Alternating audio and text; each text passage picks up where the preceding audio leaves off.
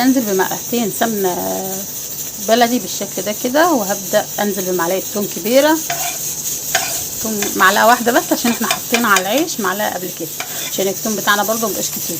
وده بقى هيبقى الصلصه والصوص اللي احنا هنعمل بيه الفته بتاعتنا، هتبقى حلوه جدا ان شاء الله، ان شاء الله تعجبكم.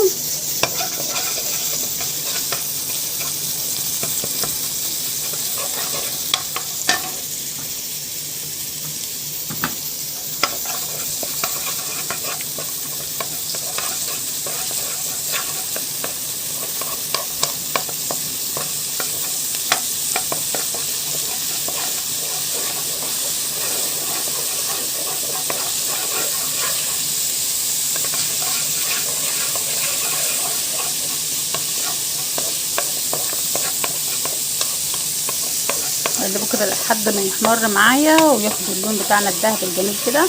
وبعد كده هنزل عليه بمعلقتين خل كبار ومعلقه هريسه برضو هنزل بها دلوقتي. خلاص وبدا يحمر، هجيب معلقه الهريسه، معلقه هريسه صغيره.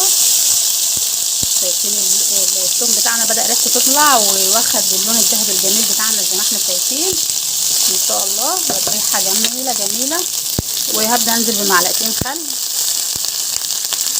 خلي بالنا بقى في الخطوه دي كده علشان ايه،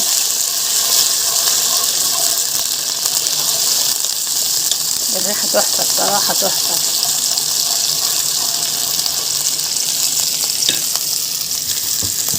بعد كده هنزل بعصير طماطم، تقدري تنزلي بطماطم متقطعه مفيش اي مشكله خالص.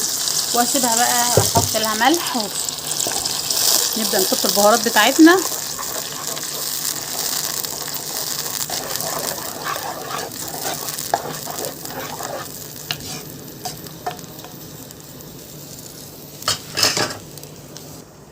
هنبدا نضيف ملح وفلفل وكزبره ورشه من بابريكا، ملح وفلفل وكزبره وبابريكا.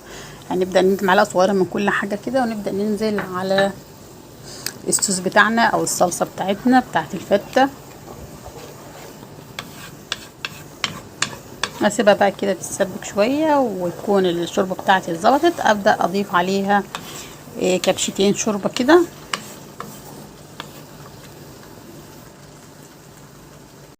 دي الصلصه بتاعتنا بعد ما نشفت. هبدا اجيب كبشتين كده شوربه زي ما قلنا كده بالشكل ده، او كبشه واحده كفايه وتغلي غلوتين، وبعد كده هنشيلها على طول.